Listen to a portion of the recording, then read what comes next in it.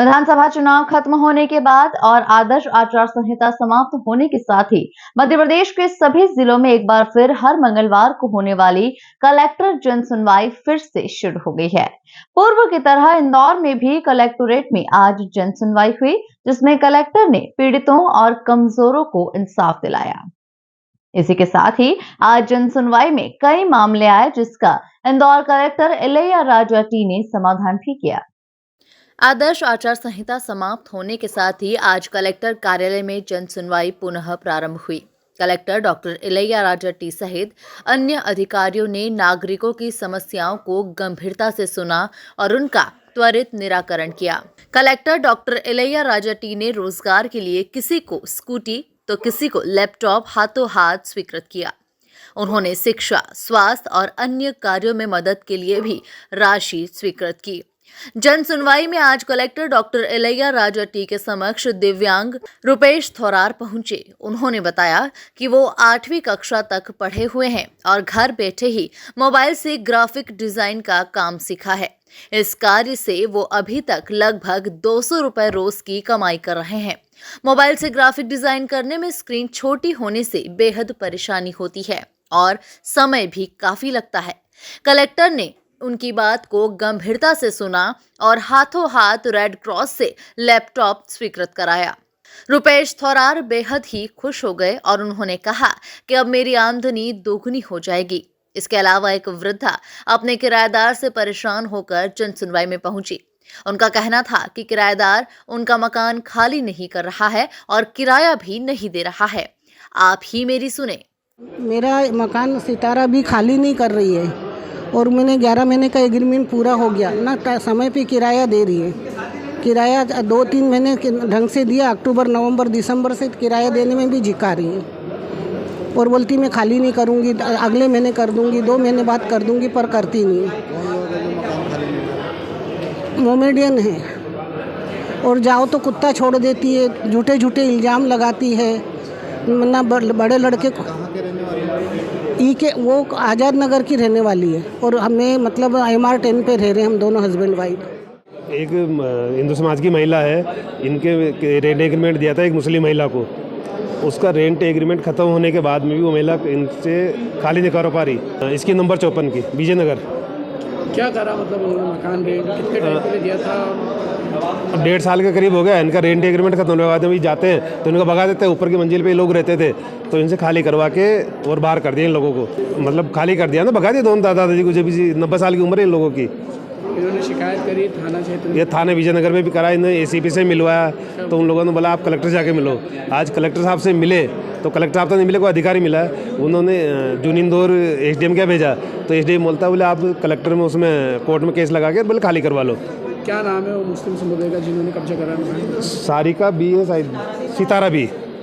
और कितने लोग हैं? 2 लोग है, उसका लड़का है और वो है।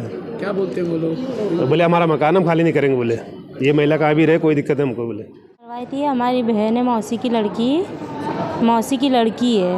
वो जो पहले भाग गई थी तो वहाँ पर छोटी उसको मतलब लड़की हुई है तो हॉस्पिटल में मतलब लड़की हुई थी उसको, तो लड़की को तो नहीं बताया और बड़ी लड़की को थी उसको हॉस्पिटल में डाल दिया।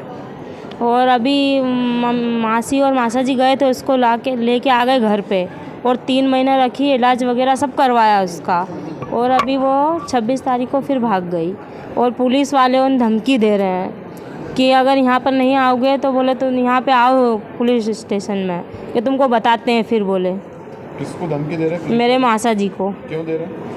अब वो लड़की भाग गई तो उसमें माँ बाप की क्या गलती है? दोबारा भाग गई वो। पहले किसके साथ गई थी लड़की? उसी के साथ गई थी। दूसरी बार भी उसी के साथ गई? हाँ, तो अब माँ बाप अभी मालूम तो नहीं पड़ा, लेकिन गई तो उधर ही होगी सर वो, पर अभी मालूम नहीं पड़ा किसके साथ गई है। तो पुलिस वाले माँ बाप को परेशान कर रहे हैं कि अगर तुम यहाँ पे आओ तुमको बताते हैं बोले, और तुम्हारा वारंट निकलाएंगे और तुमको बोले डंडे पड़ेंगे जब सूझ पड़ेगी। कौन सा थाना है? हाथोर थाना। इसी तरह टिफिन सेंटर संचालित करने वाली स्वप्ना जैन ने कलेक्टर को बताया कि मैं जीवन यापन के लिए टिफिन सेंटर के साथ ही बच्चों को घर घर जाकर पढ़ाती हूँ। उन्होंने कहा कि वो जन्म से ही दिव्यांग हैं। उनका कहना है कि अगर उन्हें वाहन मिल जाएगा तो आने जाने में बेहद आसानी होगी और उनकी कमाई भी बढ़ जाएगी। इसी तरह एक और दिव्यांग अनस पिता मजहर खान ने बताया कि जीवन यापन करने के लिए वो कपड़े की दुकान पर काम करते हैं। आने जाने में उन्हें बेहद परेशानी होती है। कलेक्टर ने इन दोनों को रेट्रोफिटिंग स्कूटी स्वीकृत की। मैं आज स्कूटी के हिसाब से आई थी क्योंकि मैं कोचिंग क्लासेस करती हूँ, होम कोचिंग क्लासेस करती हूँ, प्लस मेरा टिफ़िन सेंटर भी मैंने जो अभी नया स्टार्ट किया है, तो मैं एक उम्मीद लेकर आई थी कि शायद मुझे स्कूटी की सहायता मिल जाए जिससे मेरा काम बहुत ज़्यादा सरल हो जाए, अच्छा हो जाए।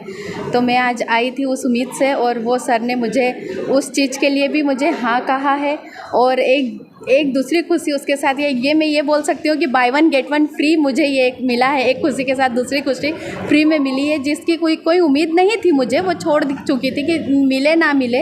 एक विवाह प्रोत्साहन भी मुझे मिलने वाला था, जो अब शादी के 2-3 साल के बाद मुझे मना कर दिया था कि लेट हो गए हैं, नहीं मिल पाएगा। पर आज सर ने उस चीज़ को उन्होंने अपने मन से जान के और समझ के और आगे कॉल करके, और उसमें भी मुझे उन्होंने सांत्वना दी है कि ये चीज़ भी आपको 2 लाख रुपए तक की राशि आपको ये सहायता मिल सकती है।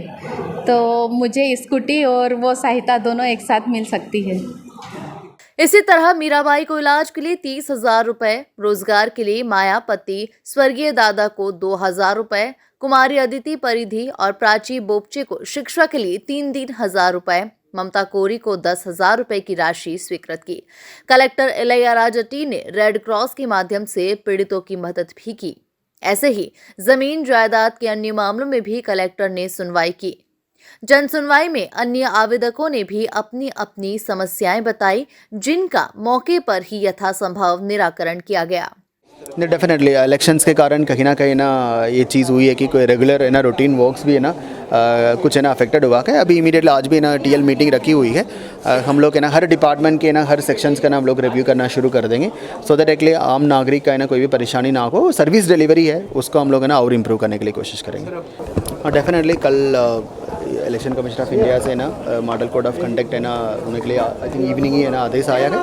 उसके बाद हम लोग रेगुलर सारे फंक्शंस है ना स्टार्ट हो गया है। जन सुनवाई भी हम लोग ने ना स्टार्ट कर दिए थे, मतलब इन लोगों की ना ग्रीवेंसेस के लेकर मतलब है ना कितने भी लोगों का है ना इन्फॉर्मेशन पहुंचा है उतने लोग है ना आए हैं। हम लोग है ना सभी को कितने भी लोग आए उन सभी को ना हम लोग सुनवाई के जल्दी को करेंगे। जनरली मोस्टली आई थिंक कमरा वगैरह सब है ना हो गया है। एक बार है ना हम उनको बुला करके ना उनका और कोई कमी है तो उसका भी दूर करने के लिए कहा है। मे बी उस स्टेडियम साइड में ना बंदाल लगा हुआ है, उसमें आई थिंक 3-4 डेज़ में ना और लगेगा कि उसका पूरा ना रिमूव करने के लिए। उसके बाद हम ट्रैक का भी हम चेक करेंगे कि मतलब है ना उसमें कोई ट्रैक में सुधार लगाना है तो वो भी सुधारेंगे। वहाँ कोई भी ना कील से लेकर है ना मतलब कोई भी अदर आइटम्स है उसका अलग से टीम है ना करके मतलब है ना कोशिश ये करेंगे बहुत है ना बेहतर तरीके से वापस है ना खिलाड़ियों को है ना इसको रिटर्न किया। एक है ना आई थिंक बड़वानी की थी, एक ना दिव्यांग लड़की थी। आई थिंक 75% है ना उनका दिव्यांगता था। मतलब उनकी कपल ने बहुत अच्छे तरीके से ना काम कर रहे हैं कि टिफ़िन सेंटर है ना खोल करके, बट कहीं ना कहीं आर्थिक स्थिति खराब है। और शासन की ओर से एक दिव्यांग को है ना विवाह करने के समय पे दिव्यांग को प्रोत्साहन राशि है ना 2 लाख रुपए मिलता है। सबने बड़वानी डिस्ट्रिक्ट एडमिनिस्ट्रेशन से भी डिस्ट्रिक्ट कलेक्टर से भी मैंने बात किया है। 2019 में उन्होंने एप्लीकेशन दिया है, कहीं ना कहीं ना उसका प्रोसेस नहीं हुआ होगा। उसका बात करके कलेक्टर ने भी आश्वासन दिया है कि उसको तत्काल 2 लाख रुपीज़ का ना राशि दिया जाएगा। आज हम लोगों ने उनकी ना ईजी मूवमेंट के लिए हम लोगों ने एक रेट्रोफिटिंग है ना स्कूटी भी है ना सैंक्शन कराए। जन सुनवाई में अपर कलेक्टर गौरव बैनल, श्रीमती सपना लोवंशी तथा रोशन राय सहित अन्य अधिकारियों ने भी नागरिकों की समस्याओं को सुना और उनका निराकरण किया। इंदौर से द नेशन टाइम्स की रिपोर्ट।